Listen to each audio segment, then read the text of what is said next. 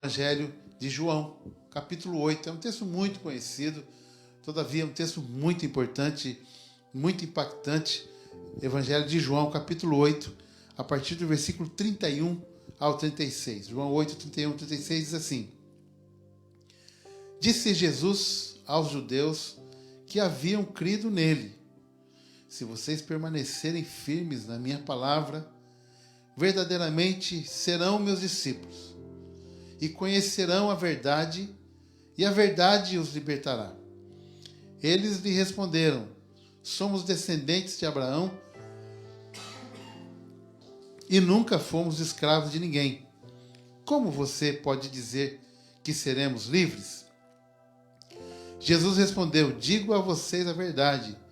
Todo aquele que vive pecando é escravo do pecado. O escravo não tem lugar permanente na família, mas o filho pertence a ela para sempre. Portanto, se o filho vos libertar, vocês de fato serão livres. Jesus, ele vinha ministrando, teve várias situações aqui em que ele foi questionado pelos fariseus, pelos mestres da lei. E agora ele está falando a alguns judeus que haviam crido na sua palavra. E é interessante porque esse texto é muito conhecido, só que ele é mais conhecido no versículo 32, que diz: E conhecereis a verdade, e a verdade vos libertará. A questão é que muitas vezes nós pegamos um texto isolado e nós deixamos de ler todo o seu contexto, o versículo que vem antes, aqueles que vêm depois, e às vezes nós acabamos por perder uma porção maravilhosa, de grande importância para o nosso crescimento e que traz intrínseco com aquele versículo que nós lemos a verdade completa daquilo que nós precisamos ouvir ou ler e aprender. Então o versículo 32 diz: E conhecereis a verdade, e a verdade vos libertará. E é um texto conhecido e muito dito e importante, porque é a verdade que liberta as pessoas, é a verdade que nos liberta dia após dia. E o ser humano precisa ser liberto, é por isso e só por isso que o Senhor Jesus veio a esse mundo, para libertar-nos, cumprindo assim o propósito de Deus, o Pai, para a humanidade. A questão, porém, é que no versículo anterior, o versículo 31, diz assim: se vocês, existe aqui uma condicional, se vocês permanecerem firmes na minha palavra, verdadeiramente serão meus discípulos e conhecerão a verdade, e a verdade vos libertará. O Senhor Jesus aqui ele está dizendo que muito mais do que um primeiro encontro com Ele, muito mais do que alguns minutos ou horas ouvindo e aceitando a sua palavra, muito mais do que isso é o permanecer nele, permanecer na sua palavra, e a palavra é Ele mesmo, e a verdade é o próprio Jesus, tanto que mais à frente, no capítulo 14, versículo 6, ele diz: Eu sou o caminho, a verdade e a vida. Ninguém vem ao Pai senão por mim. O que Jesus está dizendo é que a libertação que o ser humano precisa e busca, embora muitas vezes de uma forma errada, com um entendimento errado, ela acontecerá se ouvirem, aceitarem e permanecerem nela, se permanecerem em Jesus. Se vocês permanecerem firmes na minha palavra, verdadeiramente serão meus discípulos e conhecerão a verdade, e a verdade vos libertará. É muito mais do que um primeiro momento. A questão é que muitas vezes nós queremos que Deus faça as coisas em um só momento, num só toque, em um só minuto ou segundo, embora Ele tenha o poder de fazer isso, mas eu digo sempre que Deus faz as coisas em processo. Deus não é um mágico que balança a sua varinha e tudo acontece. Deus, Ele transforma, Ele liberta através da sua palavra. E para que a sua palavra faça essa transformação maravilhosa que nós precisamos, ela precisa entrar em nós, produzir em nós gradativamente essa transformação. Isso só acontecerá se nós, além de ouvirmos e aceitarmos, permanecermos na sua palavra. E então, verdadeiramente, nós seremos considerados por Jesus, pelo próprio Jesus, como seus discípulos, e a verdade nós então a conheceremos e ela nos libertará. Quantas pessoas que ainda estão presas, quantas pessoas que ainda estão sendo escravizadas por Satanás. E no texto todo, se nós lemos aqui, eles começam então a perguntar a Jesus: mas olha, o Senhor está dizendo que nós somos escravos, todavia nós somos descendentes de Abraão. E Jesus diz: olha, não importa se vocês são descendentes de Abraão ou de quem quer que seja, aquele que comete pecado, ele é escravo do pecado. Sendo assim, não é liberto, ou seja, precisa de libertação. E o servo, o escravo, ele não tem um lugar permanente na família, mas o filho tem. E é para isso que Jesus veio, para transformar escravos e escravas em filhos e filhas. É para isso que Jesus veio, para transformar pessoas oprimidas por Satanás, presas em cadeias profundas do pecado, do vício e de tantas coisas ruins, em filhos libertos, filhos que têm prazer em Deus e produz prazer em Deus num relacionamento profundo, íntimo, permanente e contínuo. A palavra de Deus, em dezenas ou centenas de versículos, nos dizem que a vitória é para aquele que permanecer até o fim. Aquele que perseverar até o fim será salvo. Todavia, as pessoas, muitas pessoas acham que é algo que acontece e passa em algumas semanas ou meses ou anos e tudo ficou resolvido. Não é isso que o texto diz, não é isso que a palavra ensina. A palavra diz que a vereda do justo é como a luz da aurora, que vai brilhando mais até se tornar dia perfeito.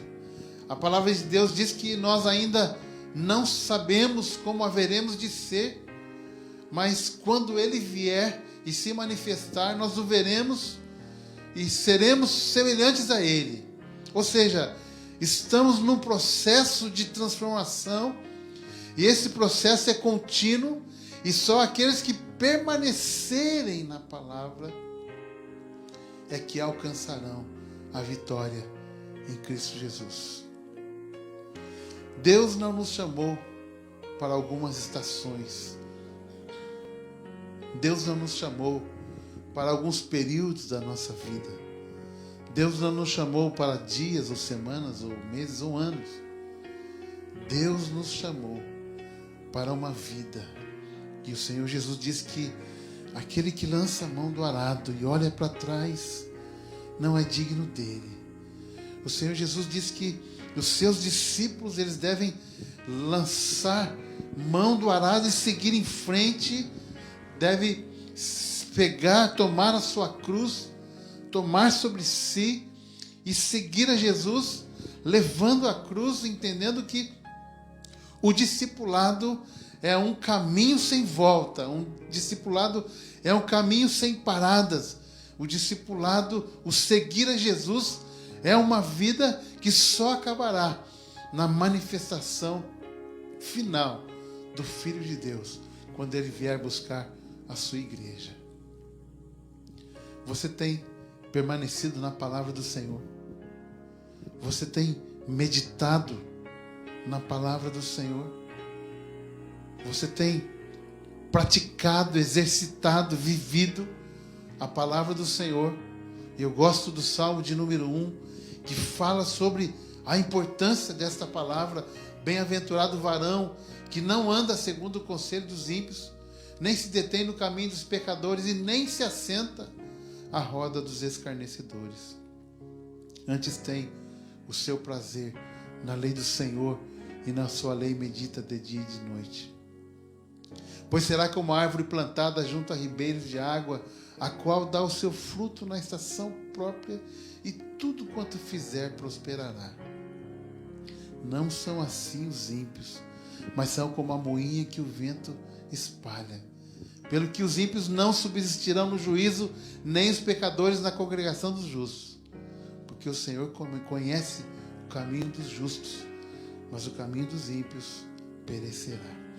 A importância, a glória, a graça, a benevolência, a bondade, a virtude de permanecer na palavra do Senhor é como a árvore plantada que produz frutos, frutos que glorificam a Deus. E o permanecer na palavra do Senhor não pode ser o produzir frutos ruins, podres, malignos, que honram o reino das trevas e não o reino de Deus. Aqui nesse diálogo de Jesus com aqueles judeus, ele está dizendo assim: olha, vocês dizem que são filhos de Abraão, mas na verdade vocês estão querendo me matar. E lá no versículo 44 diz assim: vocês pertencem ao pai de vocês, o diabo, e querem realizar o desejo dele. Ele foi homicida desde o princípio e não se apegou à verdade, pois não há verdade nele. Quando mente, fala sua própria língua, pois é mentiroso e pai da mentira. No entanto, vocês não creem em mim, porque digo a verdade. Qual de vocês pode me acusar de algum pecado? Se estou falando a verdade, porque vocês não creem em mim. Aquele que pertence a Deus ouve o que Deus diz. Vocês não ouvem, porque não pertencem a Deus. Jesus, de uma forma contundente, está fazendo uma denúncia. E a denúncia é que aqueles homens, eles arrogavam para si que eram descendentes de Abraão, filhos de Abraão. Todavia, os frutos que eles produziam eram frutos condizentes a uma filiação do reino das trevas. Como é que vocês podem serem filhos ou descendentes de Abraão querendo me matar? Ou seja, querendo ser homicidas. Porque o diabo é homicida. O diabo mata e ele mente, ele profere mentiras, porque ele não se firma na verdade. Jesus estava denunciando a pretensão daquelas pessoas em dizerem que eram filhas de Abraão, filhos de Abraão, todavia tinham um comportamento totalmente distante, incongruente de uma filiação vinda de Abraão, ou de Isaac, ou de Jacó, vinda de um homem de fé, vinda do reino de Deus, porque eles não produziam frutos dignos de justiça. Permanecer na verdade, permanecer na palavra. E nós vivemos dias difíceis. O Senhor Jesus disse que quando Ele voltasse à terra, encontraria poucas pessoas com fé. Porque o desânimo vai tomando conta das pessoas. E muitas pessoas que começaram a participar de igrejas, de comunidades cristãs, evangélicas ou não, enganadas por uma doutrina da prosperidade, uma teologia da prosperidade mentirosa, que traz o ensinamento errado às pessoas, dizendo que Deus tem uma obrigação de dar-lhes tudo o que elas querem e não apenas o que elas precisam. Olham para Deus como um mercado, como um banco, sempre pronto a dar-lhe recursos e coisas Enquanto o evangelho verdadeiro não é esse. O evangelho não é o de dar, de receber, mas é o de dar. O evangelho não é de ser carregado, servido, mas é de carregar a cruz e de servir. O evangelho não é aquele apenas do conforto, mas é o que nos tira da zona do conforto. O evangelho é aquele que muitas vezes para o mundo é vergonhoso. Por isso que Paulo diz que a palavra da cruz é loucura para os que perecem, mas para nós que somos salvos é o poder de Deus. Paulo diz também que este evangelho é a salvação, não somente do judeu, mas do gentio, do grego e de todas as pessoas. Todavia, a salvação, ela implica em renúncia, a salvação implica em estar na palavra, permanecer na palavra, e o permanecer na palavra é obedecer, é seguir não aquilo que o meu eu quer, que os meus desejos querem, mas aquilo que o Senhor Jesus quer que nós façamos e vivamos. Mais do que um manual de regras, é a palavra de Deus ministrada a nós, que nos traz conforto no momento difícil, que nos traz alegria no momento de tristeza, que nos traz segurança no momento de medo e de insegurança, que nos traz luz quando tudo está escuro e não conseguimos ver à nossa frente. A palavra do Senhor ministra em nós a força no momento de fraqueza, ela nos levanta, mas ela é também imperativa, ela é aquela que nos não apenas convida, mas manda que façamos, e façamos não do nosso jeito, mas do jeito do Senhor. E ela, imperativamente, ela nos diz que nós devemos permanecer, perseverar, continuar, não retroceder, não parar, porque aquele que para não conquista, aquele que retrocede, ele perde, ele deixa de seguir à frente e alcançar aquilo que Deus tem através dele. Deus tem um chamado para você. Deus tem um chamado para nós. E o chamado é de seguirmos, o chamado é de permanecermos. E quando nós permanecermos na palavra, aí sim nós conhecemos a verdade e a verdade nos liberta. E como eu já disse que a verdade é Jesus, quanto mais nós conhecemos a palavra e a obedecemos, mais nós estamos entrando num relacionamento próximo, íntimo e profundo com o Senhor Jesus Cristo. Impossível conhecer a Jesus sem conhecer a sua palavra. Impossível ser liberto por Jesus sem conhecer e permanecer na sua palavra.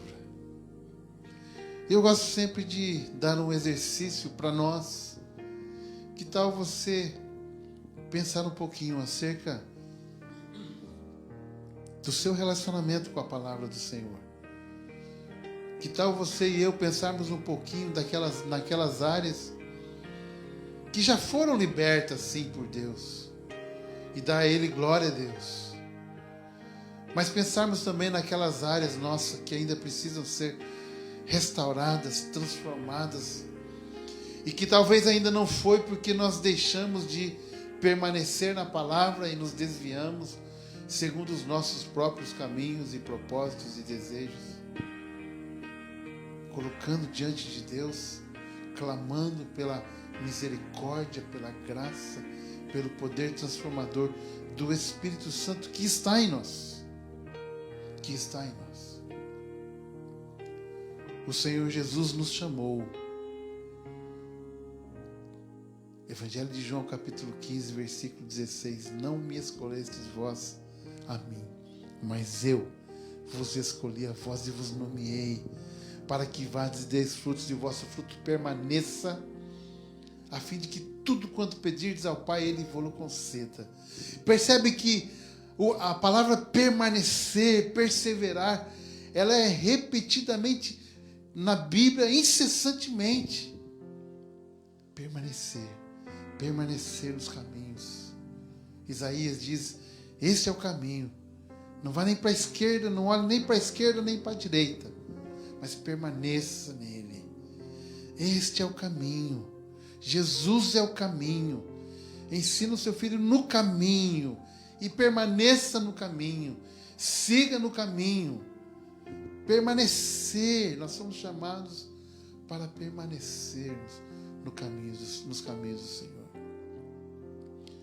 E assim nós seremos verdadeiramente livres. Versículo 36. Portanto, se o Filho vos libertar,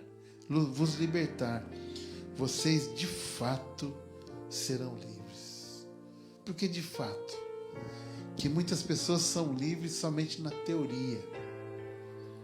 Muitas pessoas são livres somente da boca para fora. Muitas pessoas batem no peito dizendo que são suficientes em si mesmas, mas na verdade quando estão sozinhas no seu quarto, na sua cama, com a cabeça no seu travesseiro, muitas vezes não conseguem dormir, de consciência pesada, por ter feito um negócio ruim com alguém, por ter dado um prejuízo a alguém. Pessoas que machucaram, feriram pessoas, com relacionamentos quebrados e que ainda não foram reconciliados, não foram tratados. Deus quer libertar-nos todos os dias. E a nossa libertação, como eu já disse, ela é contínua. Deus quer libertar o seu casamento. Não é libertar você do seu casamento. Deus quer libertar o seu casamento, o meu casamento, o nosso casamento, de muitas coisas que muitas vezes faz com que o casamento perca a graça, perca a alegria, o júbilo. Deus quer nos restaurar. E esta restauração é através de permanecer na palavra, na verdade, conhecendo o Senhor Jesus Cristo. Nós temos acompanhado, conversado e sabido de tantos casais. E nós viemos aqui para Portugal para trabalhar mais especificamente com casais. E quantos casais em crise, quantos casais se separando, quantos casamentos em que o amor se esfriou, que o desejo se esfriou. Pessoas jovens, cheias de saúde, que não têm carinho, que não têm intimidade. Pessoas que estão desacreditadas e o seu casamento está desacreditado. Mas eu quero, se porventura você está num casamento assim, eu quero dizer a você com muita convicção, com muita certeza, que Deus, Ele não somente pode, mas Ele quer restaurar o seu casamento. Se você está num casamento onde você não tem mais alegria de voltar para casa, porque o seu esposo, a sua esposa, fala demais, ou briga demais, ou não te compreende, não te apoia, há críticas, há discussões, há opressão, há depressão. Deus quer restaurar o seu casamento, trazendo novamente júbilo, alegria, paixão, alegria de estarem juntos. Mas para isso, você e eu precisamos permanecer firmes na palavra, e então nós seremos reconhecidos por Jesus e pelo mundo como seus discípulos. Conheceremos então a verdade, e a verdade nos libertará por completo. Eu quero convidar você agora para orar comigo. Você que está em casa, juntamente com a sua família, pessoas próximas de você, eu quero ministrar a bênção do Senhor sobre a sua casa. A bênção do Senhor que excede todo o entendimento. A bênção do Senhor que está muito acima das circunstâncias essas que talvez você esteja passando de dificuldade financeira, dificuldade no trabalho, talvez nem emprego tem, desacreditado por si mesmo e pelas pessoas. A bênção de Deus está acima, vai além de tudo isso. A bênção de Deus vai além da marginalização. A bênção do Senhor vai além dos estigmas. A bênção do Senhor vai além da injustiça, da discriminação. A bênção do Senhor que está acima de todo e qualquer entendimento, de uma forma abundante. Feche os seus olhos. Eu quero orar com você agora. Mas antes eu quero dar um instante para você falar com Deus. Diga a Ele: Senhor, eu não sei se é assim que você se sente, que se vê. Eu não sei onde eu estou errando. Mas eu te peço que o Espírito Santo me mostre. E se eu não estou permanecendo na sua palavra, me guie no centro da tua palavra, no centro da tua vontade. Eu digo sempre que o melhor lugar que uma pessoa pode estar é exatamente no centro da vontade de Deus. O mundo pode estar caindo, 1000 à sua direita e 10.000 à sua esquerda. Mas se você estiver no centro da vontade de Deus, você estará firme. O mundo pode estar em caos, pandemias, guerras. Se você está no centro da vontade de Deus, você estará seguro. O caos, as montanhas podem estar caindo para o meio dos mares, as nações guerreando entre si.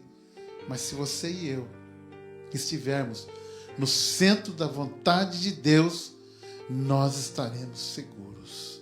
E eu quero orar com você nessa hora. Feche os seus olhos. Pai, nós reconhecemos a nossa limitação, a nossa capacidade limitada e tendenciosa para o pecado. Nós reconhecemos que sem Ti nada somos e nada podemos.